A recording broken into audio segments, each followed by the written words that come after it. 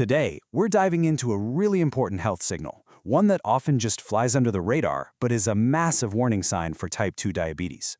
We are talking about insulin resistance. So let me ask you this. Are you feeling just constantly drained? Or maybe you've noticed the number on the scale is creeping up, but you can't figure out why?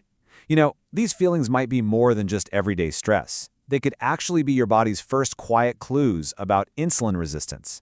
Let's break this down with a super simple analogy. I want you to picture your body's cells as millions of tiny little locks. Now, the hormone insulin, that's the key.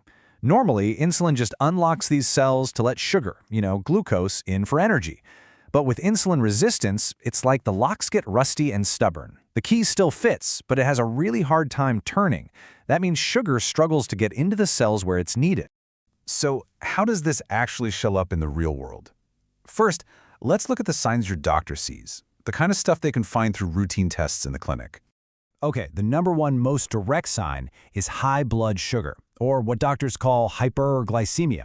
It makes total sense, right? Because that sugar can't get into those locked cells, it has nowhere else to go. So it just builds up in your bloodstream, creating one of the earliest red flags. A key test your doctor will probably use is the A1C test. What's cool about this one is it's not just a snapshot of right now. It gives you the big picture of your average blood sugar over the last 3 months. As you can see, under 5.7% is considered normal, but that range from 5.7% to 6.4%, that's pre-diabetes territory, and that's exactly where insulin resistance is the main player. Anything 6.5% or higher is a diabetes diagnosis. Now for the second clinical sign, and this one might surprise you. It's all about your cholesterol levels. See, insulin doesn't just manage sugar. It also plays a huge role in how your liver handles and stores fats. So when it's not working right, your entire lipid profile can get thrown completely out of whack. Here's exactly what to look for in your blood work. Your triglycerides, which are basically fats in your blood, and your LDL, the so-called bad cholesterol. They tend to creep up. And at the same time, your HDL, the good cholesterol that you want more of, that actually goes down. All right, so that's the stuff in the lab reports. But what about the signs you can actually see and feel for yourself? Let's get into the physical warning signs your body might be sending you. This is a really common one, gaining weight, especially around your belly, without any big change in your diet or exercise habits. See, when your cells resist insulin, your pancreas goes into overdrive, pumping out even more of it. And these super high levels of insulin can basically scream at your body to store fat, particularly in the abdomen.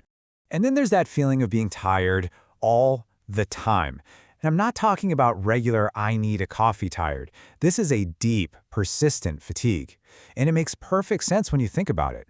All that sugar, all that fuel is stuck in your blood instead of getting into your cells.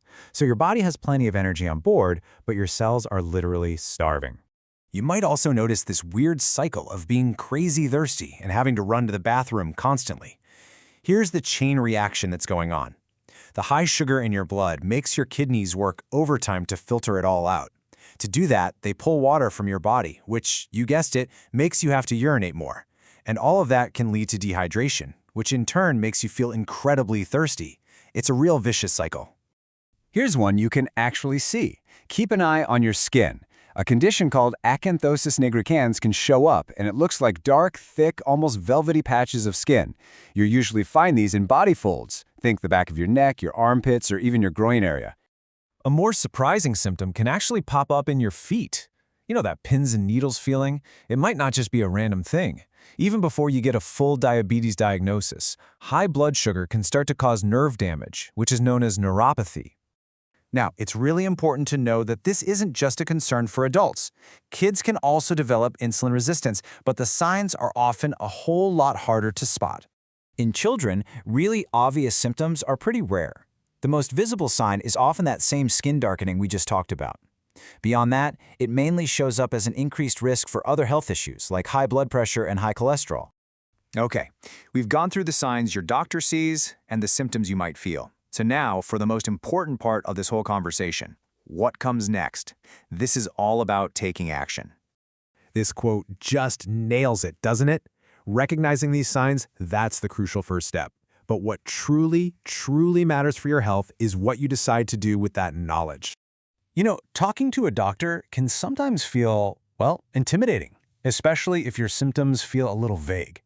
So to help you feel more empowered, here are some fantastic questions to help you get that conversation started.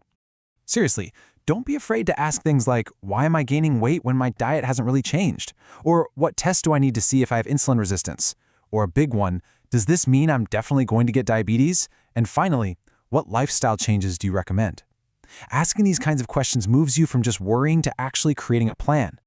And that leads us to the most critical and honestly the most hopeful question of all.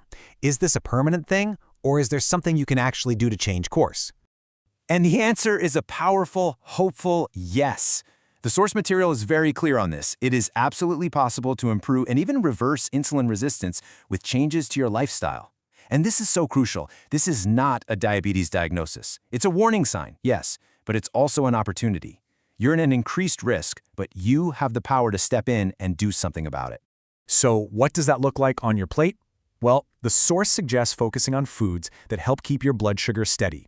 That means prioritizing things like whole grains, lean proteins, and tons of vegetables, while trying to minimize the sugary treats and fried foods. So we'll leave you with this final thought.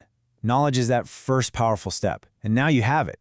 The real question is, what are you going to do with it? What is one small step you can take for your health starting today?